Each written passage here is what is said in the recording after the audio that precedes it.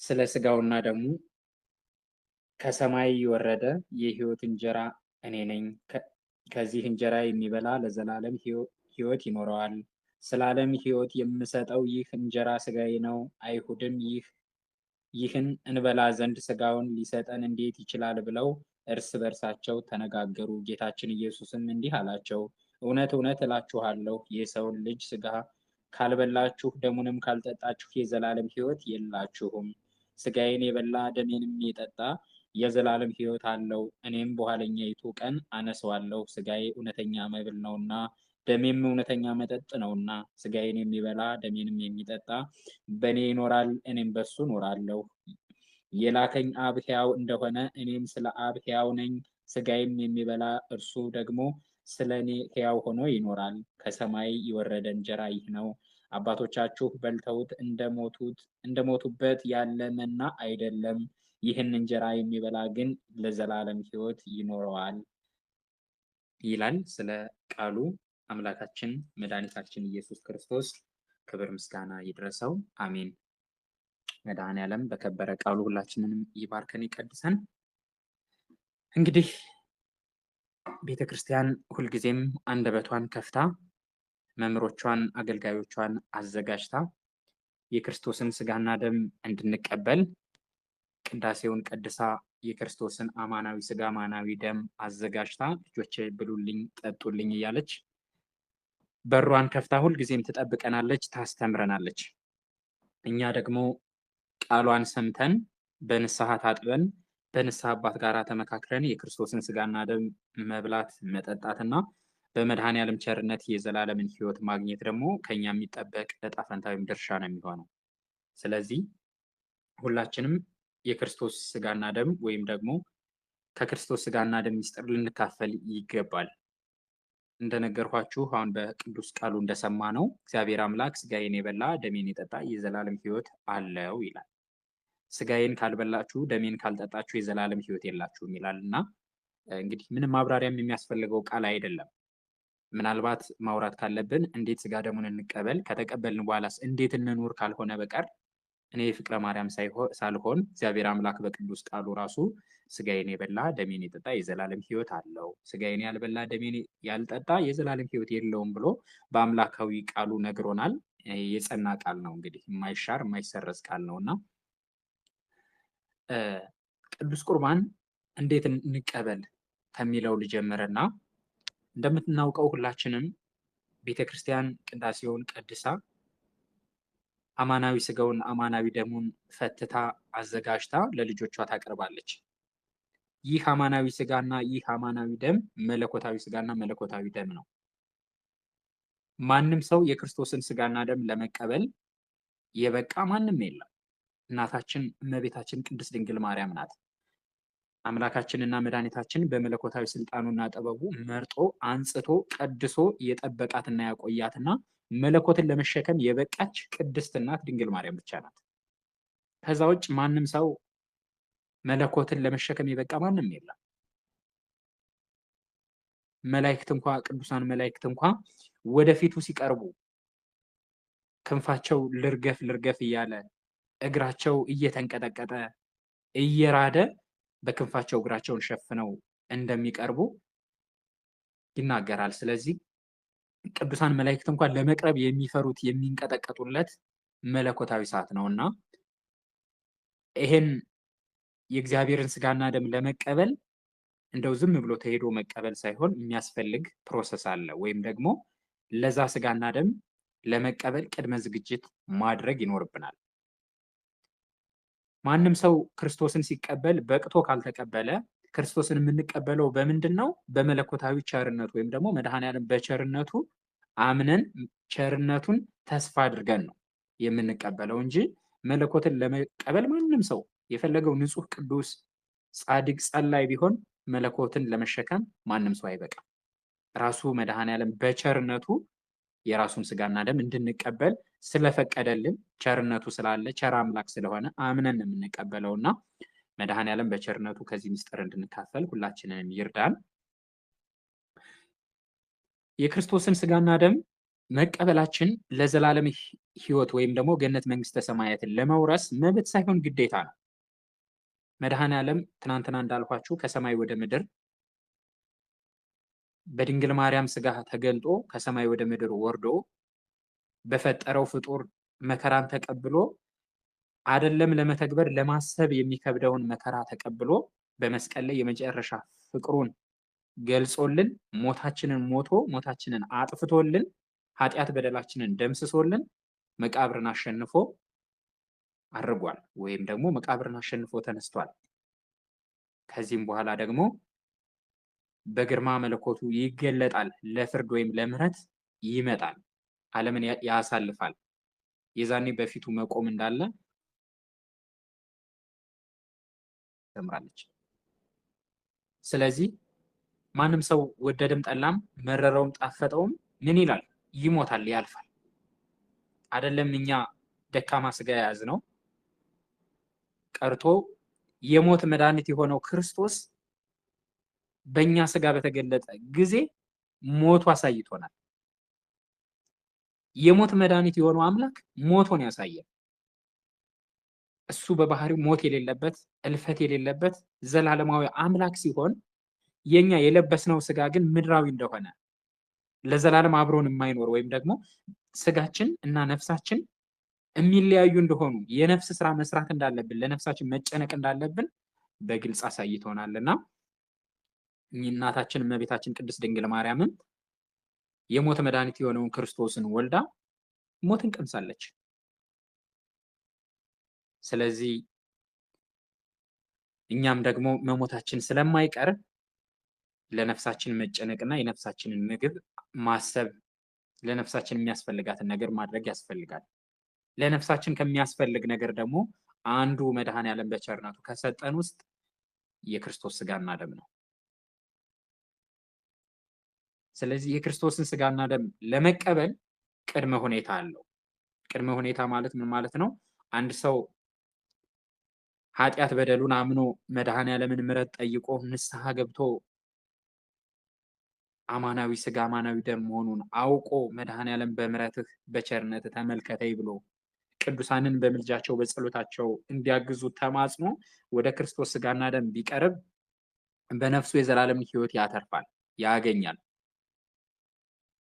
በስጋው ጸጋ በረከትን ያገኛል፣ መለኮታዊ ጸጋን ይከናነባል።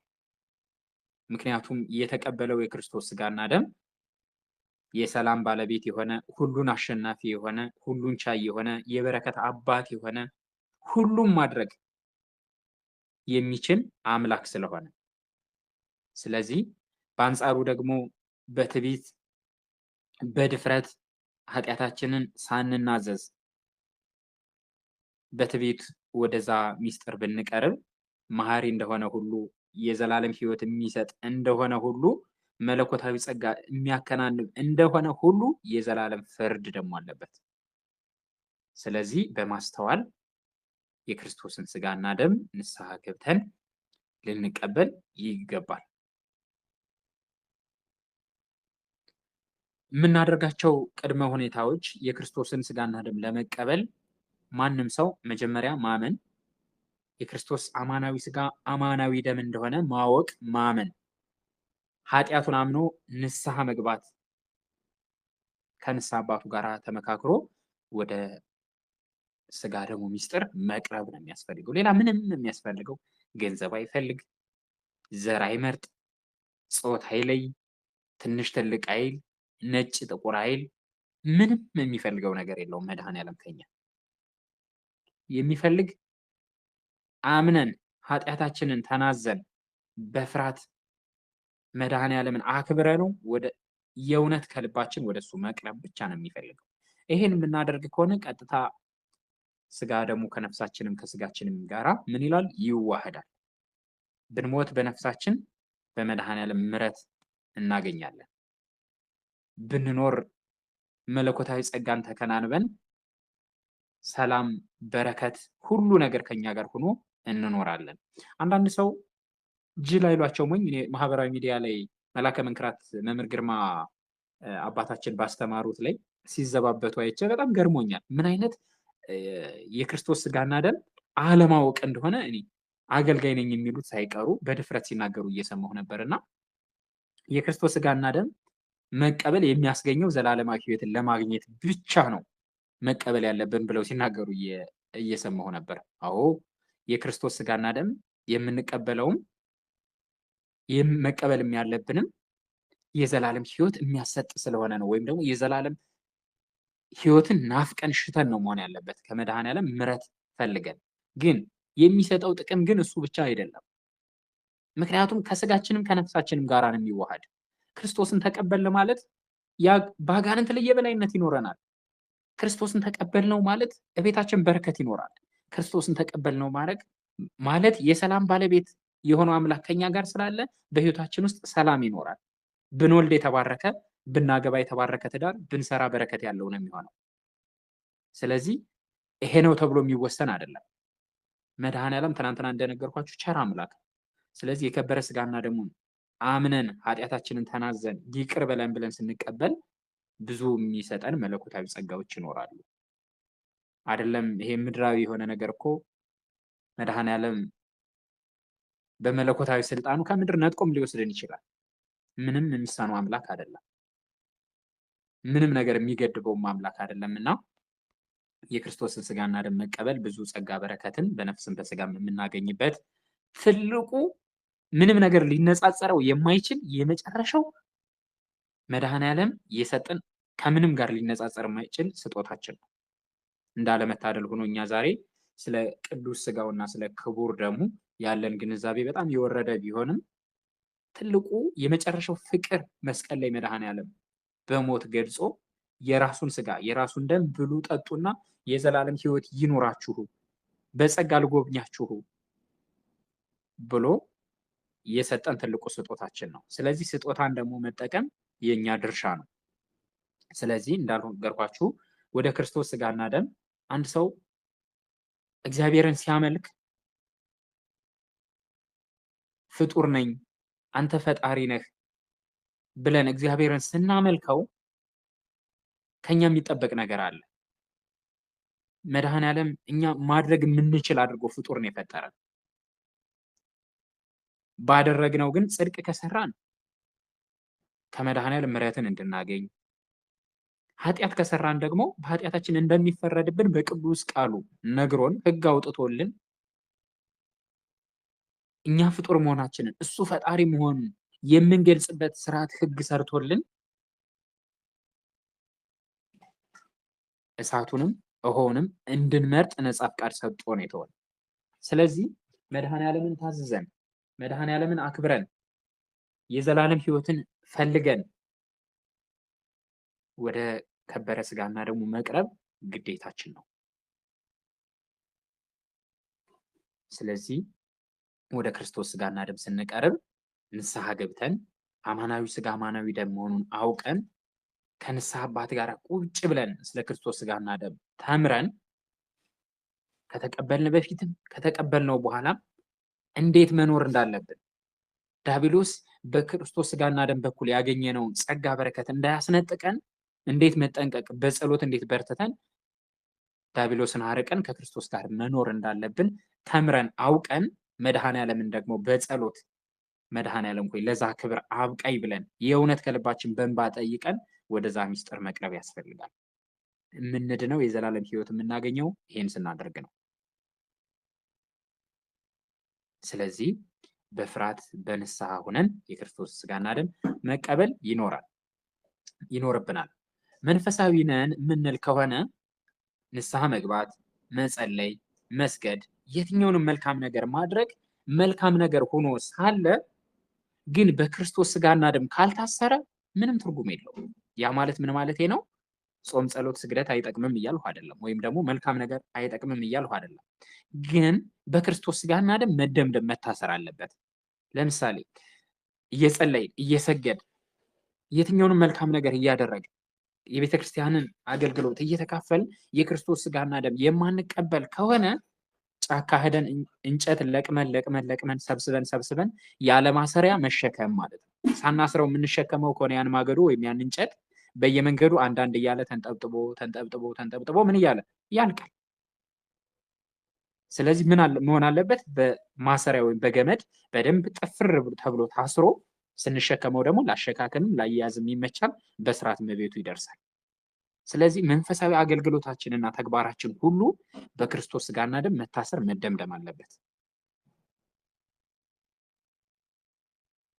ፊቱ መቅረብ አለ ነገር። ፊቱ ስንቀርብ ለምን ሥጋዬን አልበላህም? ለምን ደሜን አልተቀበልክም?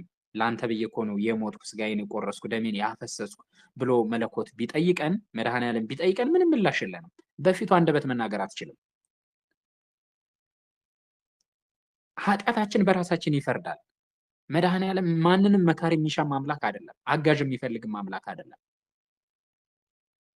ስለዚህ መሐሪ እንደሆነ ሁሉ ፈራጅም አምላክ መሆኑንም ማወቅ ይኖርብናልና አውቀን ተረድተን ወደ ክርስቶስ ሥጋና ደም ምስጢር መቅረብ ያስፈልጋል። ወደ ክርስቶስ ሥጋና ደም ምስጢር ስንቀርብ ራሱን የቻለ የምንቀበልበት ስርዓት መንገድ አለ። እሱን ከንስሐ አባት ጋር ሁላችንም ቁጭ ብለን የምንማራቸው ነገሮች ናቸው። 18 ሰዓት መጾም፣ ከ18 ሰዓት በፊት ታጥቦ ተዘጋጅቶ መጠበቅ፣ ከተጣጠቡ በኋላ አለመስገድ ወይም ደግሞ ምን ማለት ነው? አለመስገድ ስል ላብ ሰውነታችንን አለማቆሸሽ ለክብሩ ስንል ማለት ነው። ከተቻለ ንጹህ ሆነን ነጭ ለብሰን መቅረብ፣ ካልተቻለ ደግሞ ያለንን ልብስ አጥበን መቅረብ። እንደዚህ አይነት ስርዓቶች አሉ። ለመድኃኔዓለም ለክብሩ ለሥጋና ደግሞ የምናደርጋቸው ክብር ማለት ነው። ግን ነጭ መልበስ ግዴታ ነው ወይ ብላችሁ ብትጠይቁኝ ግዴታ አይደለም። ካለው ለመድኃኔዓለም ክብር የሚደረግ ነገር እንጂ ነጭ ካለበሳችሁ ክርስቶስን አትቀበሉ የሚባል ነገር የለም። ማንም ሰው ያለውን ልብስ አጥቦ መቀበል ይችላል። ስለዚህ እንደዚህ አይነት ጥቃቅን የሆኑ ማለት ማወቅ ያለብን ስርዓቶችን ከንስሐ አባት ጋር ቁጭ ብለን ምን ላድርግ አባቴ ብሎ መነጋገር ያስፈልጋልና እንደዚህ ተነጋግረን ወደ ክርስቶስ ሥጋና ደም መቅረብ መልካም ነው እላለሁኝ። ብዙ ሰው በጣም የሚሸወድበት የክርስቶስን ሥጋና ደም ከተቀበለ እስር ቤት የገባ የሚመስለው ሰው አለ። እኔ በዚህ አገልግሎት ብዙ የሚገጥመኝ ሰው አይደለም ዓለማዊ ሳይሆኑ መንፈሳዊ የሆኑት ሰው ለክርስቶስ ሥጋና ደም ያላቸው አመለካከት በጣም የወረደ ነው። ለምን በውስጥ ሲያወሩን፣ ሲያማክሩን፣ ሲደውሉልን፣ በአካልም የሚያገኙ ልጆች ሲያወሩን 3 ዓመት ጸለይኩ፣ ሰገድኩ፣ ጸበል ተጠመቅኩ፣ መንፈሱ አልተሸኘም።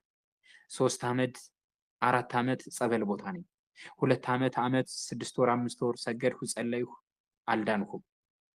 ግን ንስሐ ገብተህ ትቆርባለህ ሲባል እንዴ ዛሬ ጀምሬ ለምንድን ነው የምቆርበው? ቅዱስ ሥጋውና ክቡር ደሙ እኮ ለእኔ አይገባኝም። እልፍ የሆነ ተልካሻ ምክንያት ያቀርባሉ። በጣም የሚገርመኝ ደግሞ ምንድን ነው የማይቆርቡበት ምክንያት ምንድን ነው ብትሏቸው፣ ለጽድቅ የማያበቃ ደግነት።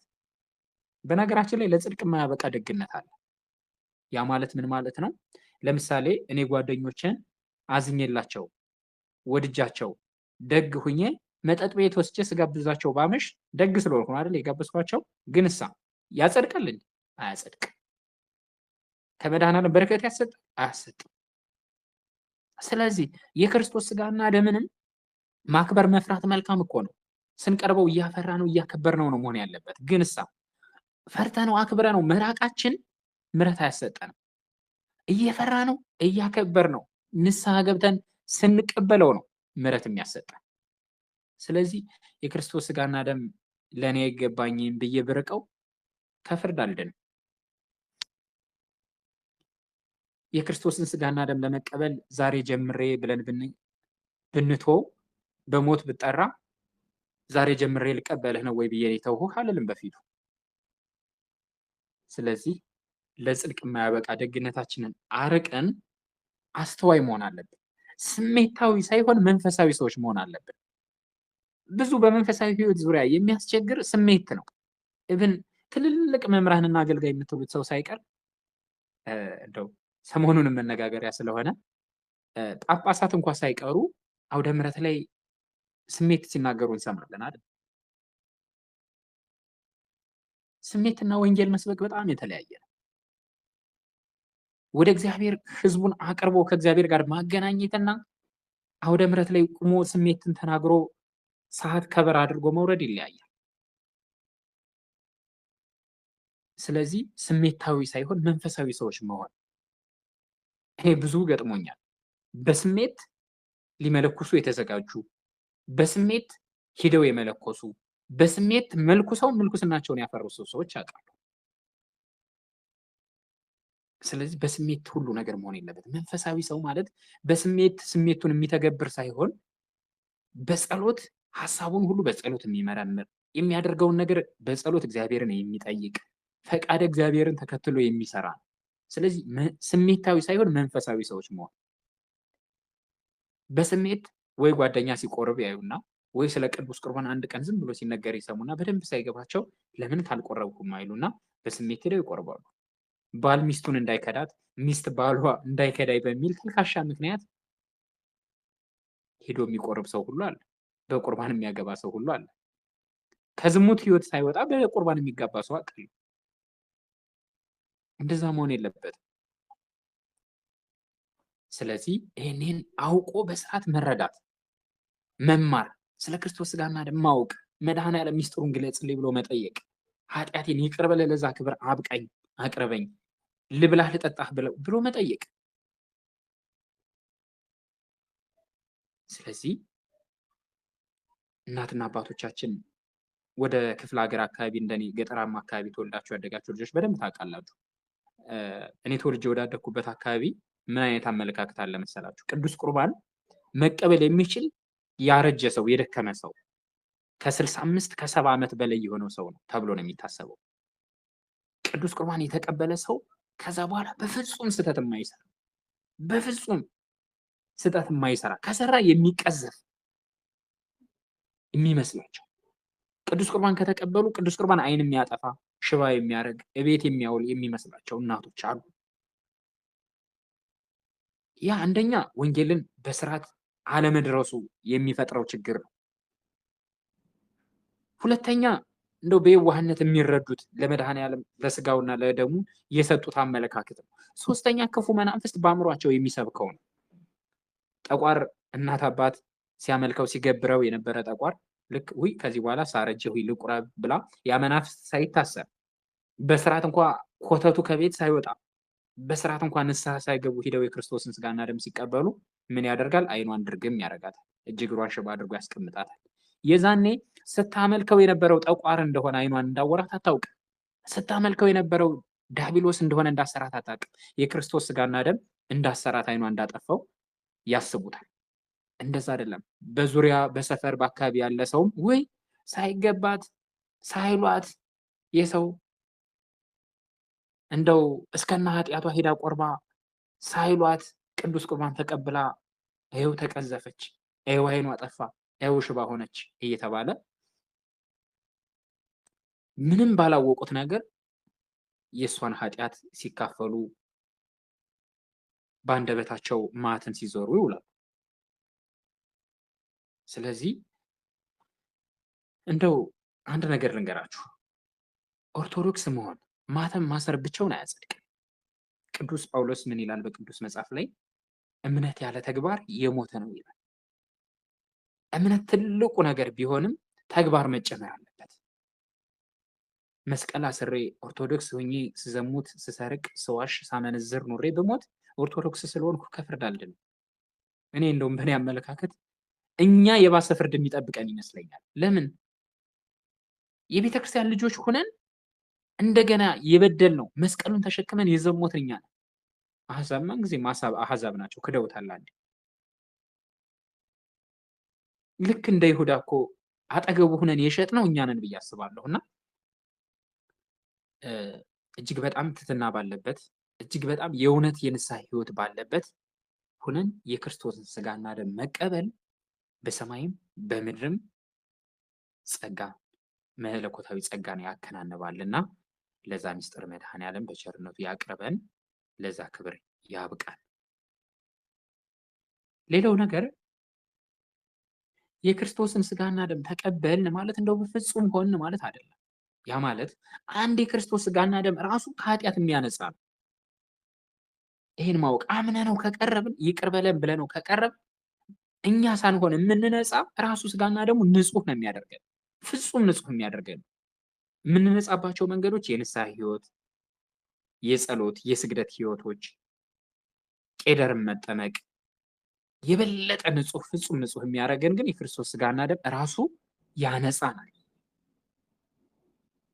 ስለዚህ በትህትና ሆነን ንስሐ ገብተን ከቀረብን ራሱ መድኃኔዓለም በስጋና ደሙ በኩል ያነጻናል።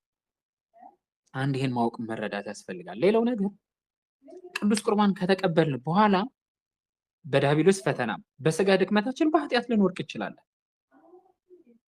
መጽሐፍ ቅዱስ ላይ ምን የሚል ቃል አለ? ጻድቅ 7 ጊዜ ወድቆ 7 ጊዜ ይነሳል ይላል። አስቡት፣ ጻድቅ 7 ጊዜ ወድቆ 7 ጊዜ ይነሳል ከተባለ ኃጢአተኛ እንደኔ አይነቱ ኃጢአተኛ ደግሞ ስንት ጊዜ ወድቆ ስንት ጊዜ ይነሳል? ስለዚህ ቅዱስ ቁርባን ተቀብለን በኃጢአት ብንወድቅ እስከና ኃጢአታችን ከሞትን ነው የሚፈረድብን። ኃጢአታችንን አምነን በንስሐ ካወረድን ግን መድኃኔዓለም እኔና እናንተ እንደምናስበው ብቻ ሳይሆን ከምናስበው በላይ ሁሉ መሐሪ አምላክ። ይሄን ማወቅ መረዳት።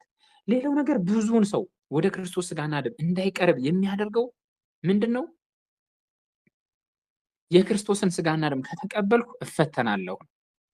እኔ በጣም የሚያስቀኝ የሚገርመኝም ነገር ነው ይሄ ነገር። በዝሙት እየኖረ ወይም ደግሞ በሱስ ህይወት ተይዞ እየኖረ ወይም ደግሞ በመናፍስት ሲቀጠቀጥ እየኖረ የክርስቶስን ስጋና ደም ስቀበል እፈተናለሁ ብሎ ያስባል። በፈተና እየኖረ እፈተናለሁ ይላል። የክርስቶስ ስጋና ደም ለፈተና የሚጋብዝ ሳይሆን ከፈተና የሚያርቅ የሚጠብቅ ነው። ስንቀበለው ፈተናችን የሚበዛብን ሳይሆን ከፈተና የሚጠብቅ ነው። ማን? የክርስቶስ ስጋና ደም። እናሳ ጠላት ደግሞ እንዳለ መርሳት የለብንም። ጠላት ዲያብሎስ ደግሞ የተቀበልናትን ነገር እኛ ከምናውቀው በላይ የት እንደሚያደርሰን ያውቃል። ከማን ጋር እንደተገናኘን ያውቃል። ስለዚህ ያችን ጸጋ መንጠቅ ይፈልጋል። ሳይተኛ ሳያንቀላፋ ስራውን ይሰራል። ፈተናዎችን ወደ ህይወታችን ያመጣል። ግን የተቀበልነው አካል ደግሞ ይጠብቀናል እንጂ ለፈተና አሳልፎ አይሰጠን። ስለዚህ እፈተናለሁ በሚል ተልካሻ ምክንያት ከክርስቶስ ስጋና ደም መራቅ አያስፈልግም። ሌላው ደግሞ ብዙዎችም የሚርቁበት ሌላው ምክንያት ምንድነው? ሳላገባ ነው ወይ? እጮኛ ሳልይዝ ነው ወይ? ባል ሳይኖረኝ ነው ወይ? ሚስት ሳይኖረኝ ነው ወይ? ከክርስቶስ ስጋና ደም ለምን ትርቃላችሁ? ለምን አትቀበሉም ሲባሉ የሚያቀርቡት ምክንያት ይሄ ነው። ይሄ ምንም ምክንያት አይሆንም። የክርስቶስ ስጋና ደም ከዓለም ጋር ጸብ የለበትም። ከኃጢአት ጋር ነው ጸቡ። መድኃኔዓለም ከዓለም ጋር አይደለም ችግሩ። ዓለም ከመኖራችን ጋር አይደለም። ወይም ደግሞ የመድኃኔዓለም ስጋና ደም መቀበል፣ ቅዱስ ስጋና ክቡር ደሙን መቀበል አታግቡ፣ አትውለዱ፣ አትስሩ አይልም። ይልቅስ በአንጻሩ ብናገባ ትዳራችን የተባረከ፣ ብንወልድ የምንወልደው ልጅ የተባረከ፣ ብንሰራ ስራችን የተባረከን ያደርግልናል እንጂ ከማግባትም ከመስራትም ከመውለድም አይከለክልም። ራሱን የቻለ ስርዓት አለው፣ ደስ የሚል ስርዓት። በዛ መንገድ መሄድ ብቻ ነው ከኛ የሚጠበቅ። ይሄ በጣም ይገርመኛል። መጽሐፍ ቅዱስ ላይ ሚስት የእግዚአብሔር ስጦታ ናት ይላል። ግን ለምን አትቆርብም ሲባል ሚስት ሳይኖረኝ ነው ይላል። በራሱ መንገድ ፍለጋ ይጀምራል ማለት ነው። መድኃኔዓለምን መጠየቅ ነው። እውነት ክርስቶስን ተቀብለ ነው ስለ እውነት በንስሐ ህይወት ሆነን ቅዱስ ቁርባን ቅዱስ ስጋ ተቀብለን እውነት መድኃኔዓለም ሚስትና ባል ያሳጣናል? እውነት መድኃኔዓለም ስጋና ደሙን ሰጥቶ ሚስት ይነሳናል? ግን እውነት መድኃኔዓለም ስጋዬን ብሉ ደሜን ጠጡ ብሎ የከበረ ስጋ ደሙን ሰጥቶ እውነት ባል ይነሳል? መድኃኔዓለም አይነሳም። ይልቅንስ እኛ በራሳችን መንገድ ሄደን ከምናገኘው በላይ የተባረከውንና የተቀደሰውን ምን ይለናል? ይሰጠናል። ስለዚህ መድኃኔዓለም ላይ ሙሉ እምነት ህይወትንም ስጋንም ነፍስንም መባረክን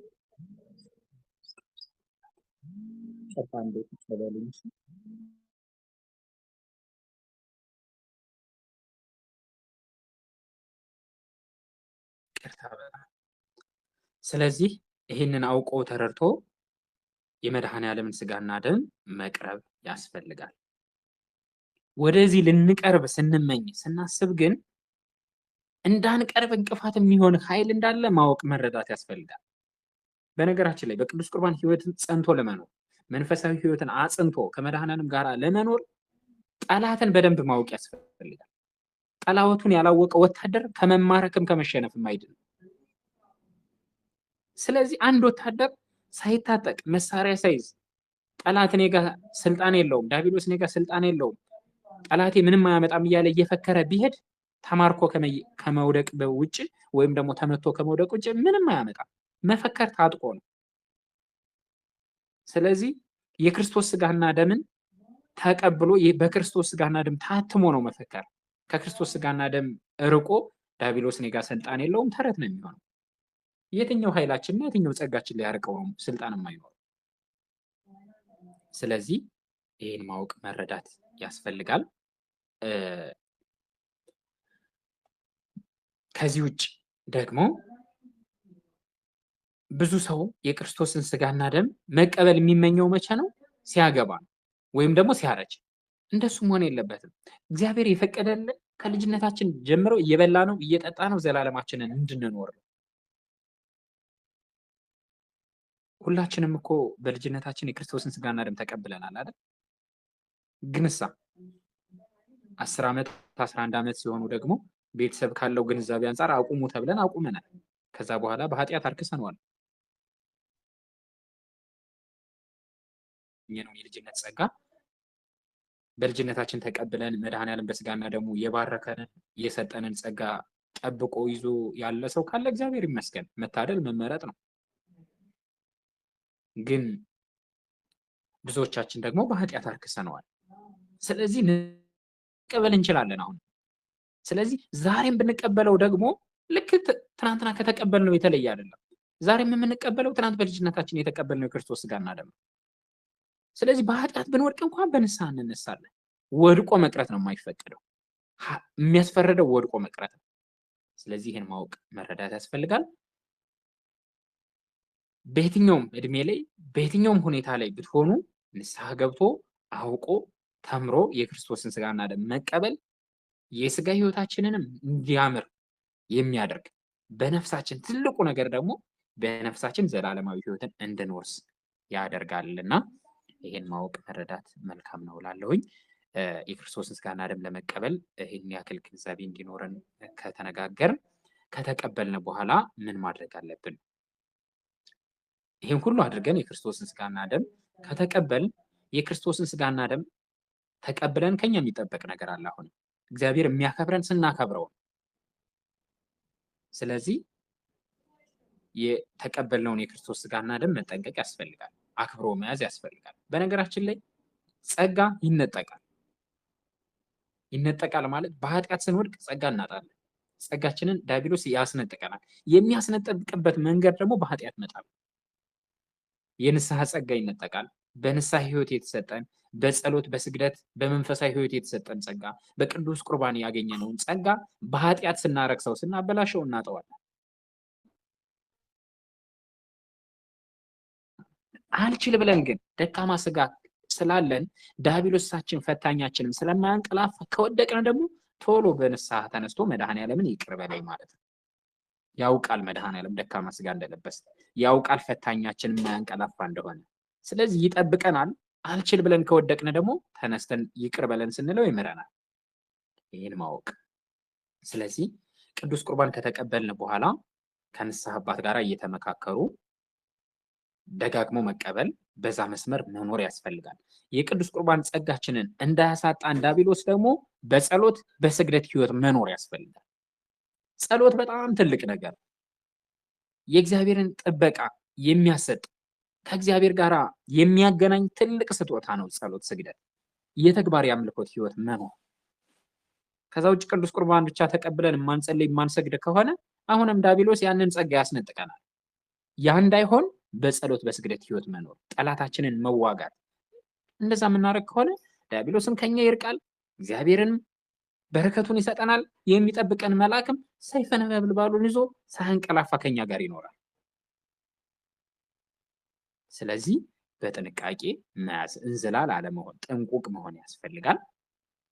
እንግዲህ እግዚአብሔር አምላክ በዚህ መልኩ ከሄድንለት በዚህ መንገድ ከተማጸን ነው ወደ ስጋ ደሙ ከቀረብን ቸር የሆነ አምላካችን ለስጋም በረከትን ለነፍስም ዘላለማዊ ህይወትን የማይሰጠን ምንም አይነት ምክንያት የለምና መድኃኔዓለም ስለ እውነት ስጋ ደሙን ተቀብለን ገነት መንግስተ ሰማያትን እንድንወርስ በስጋም በረከትን አግኝተን በሰላም እንድንኖር የመድኃኔዓለም ፍቃዱ ይሁንልን። ሁላችንንም በቸርነቱ ለዛ ክብር ለዛ ምስጢር ያብቃን። ወላዲተ አምላክ ቅድስት ድንግል ማርያም በምልጃ በጸሎቷ ዋስ ጠበቃ ሆና ወደዛ ምስጢር ታቅርበን። ቅዱሳን መላእክት፣ ጻድቃን፣ ሰማዕታት፣ ነቢያት፣ ሐዋርያት ሁሉ በምልጃ በቃል ኪዳናቸው በጸሎታቸው ወደ ክርስቶስ ሥጋና ደም እንድንቀርብ ይርዱን ያግዙን። አሜን። ወስብሐት ለእግዚአብሔር ወለወላዲቱ ድንግል ወለመስቀሉ ክቡር። ይቆየን። እግዚአብሔር ይስጥልኝ። አመሰግናለሁ።